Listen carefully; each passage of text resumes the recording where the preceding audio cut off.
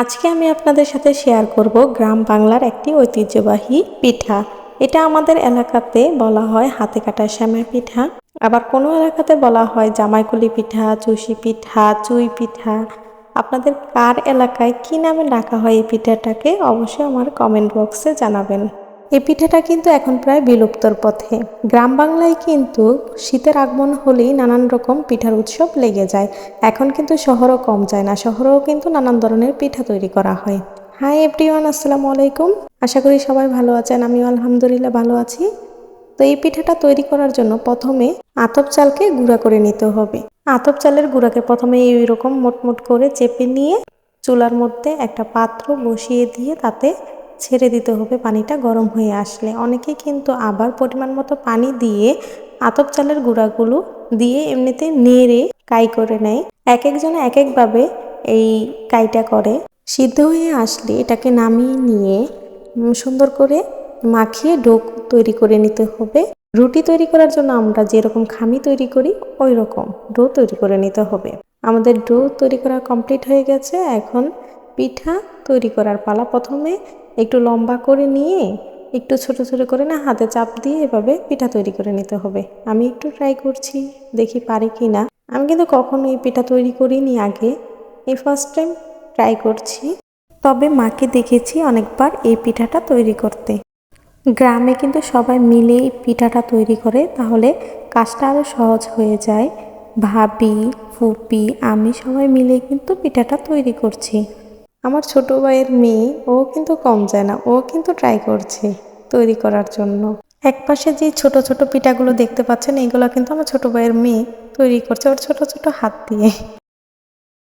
অনেকগুলা হাতে কাটা সেমাই পিঠা কিন্তু তৈরি হয়ে গেছে। এভাবে বাকি পিঠাগুলো তৈরি করে নিব।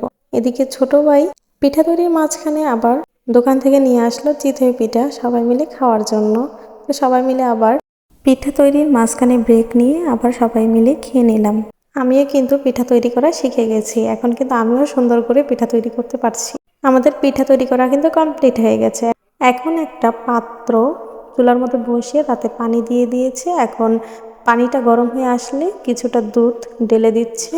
এখানে পিঠা যতগুলো থাকবে সেই অনুযায়ী কিন্তু দুধ ব্যবহার করতে হবে। দিয়ে দিচ্ছে তেজপাতা, এলাচ, দারচিনি।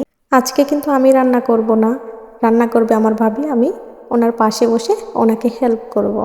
এখন কিন্তু পানিটা যখন বলক আসবে তখন এর মধ্যে সবগুলো হাতে কাটা সেমাই পিঠা দিয়ে দিবে। আমাদের কিন্তু যৌথ পরিবার, এজন্য কিন্তু পিঠার পরিমাণটা একটু বেশি। তবে আমি একটু মিষ্টি খেতে পছন্দ কম করি। পিঠাটা দেওয়ার পরে কিন্তু অনবরত নাড়তে হবে, তা না হলে নিচে লেগে যাবে। এখন কিন্তু পরিমাণ মতো চিনি দিয়ে দিচ্ছে। আপনারা যদি তৈরি করেন তাহলে আপনারা যেরকম মিষ্টি খাবেন সেই অনুযায়ী দিবেন। মিষ্টি কম খেলে মিষ্টি কম দিবেন, আর মিষ্টি বেশি খেলে মিষ্টি বেশি দিতে পারেন। এখন কিন্তু পরিমাণ মতো লবণ দিয়ে দিচ্ছে। এখন দিয়ে দিবে আতপ চালের কিছু গুঁড়া, পানিতে গুলিয়ে এটার মধ্যে দিয়ে দিবে। এটা আমাদের এলাকাতে বলা হয় খামি। এটা ব্যবহার করলে হাতে কাটা সেমাই পিঠাটা রান্না করলে একটু আঠালো আঠালো হবে। রান্না করার সময় কিন্তু অনবরত এটা নাড়তে হবে, তা নাহলে নিচে লেগে যাবে। রান্না কিন্তু প্রায় কমপ্লিট হয়ে গেছে। নামানোর 5 মিনিট আগে দিয়ে দিচ্ছেন নারকেল। নারকেলটা আগে দিলে কি হবে, সিদ্ধ হয়ে যাবে বেশি, তাহলে খেতে ভালো লাগবে না, এই জন্য নামানোর 5 মিনিট আগে দিয়ে দিচ্ছে। রান্নাটা কিন্তু কমপ্লিট হয়ে গেছে, এখন নামিয়ে ফেলবে। রান্নাটা কিন্তু কমপ্লিট হয়ে গেছে। এটা কিন্তু ঠান্ডা হলে আরেকটু আঠালো হবে। এই পিঠাটা গরম গরম খাওয়ার চেয়ে ঠান্ডা হলেই খেতে একটু বেশি ভালো লাগে। তবে বিশেষ করে যে কোনো মিষ্টি জাতীয় জিনিস কিন্তু ফ্রিজে রেখে খেলে, ওই ঠান্ডা করে খেলে স্বাদ অন্যরকম লাগে, তাই না? আমার কাছে তো যে কোনো মিষ্টি জাতীয় জিনিস ফ্রিজে রেখে ঠান্ডা করে খেলে আমার কাছে ভালো লাগে। আপনাদের কার কাছে কেমন লাগে জানি না। আমার ভিডিওটা কেমন লাগলো তা অবশ্যই আমার কমেন্ট বক্সে জানাবেন। যদি আমার ভিডিওটা ভালো লাগে অবশ্যই লাইক, কমেন্ট, শেয়ার করতে বলবেন না। আর যারা আমার ইউটিউব চ্যানেল থেকে দেখছেন তারা অবশ্যই আমার ইউটিউব চ্যানেলটা সাবস্ক্রাইব করে দিবেন। আর যারা অলরেডি আমার ইউটিউব চ্যানেলটা সাবস্ক্রাইব করেছেন তাদেরকে অসংখ্য অসংখ্য ধন্যবাদ। আর যারা আমার ফেসবুক পেজ থেকে দেখছেন তারা অবশ্যই আমার পেজটিকে ফলো দিয়ে আমার পাশেই থাকবেন। আল্লাহ হাফেজ।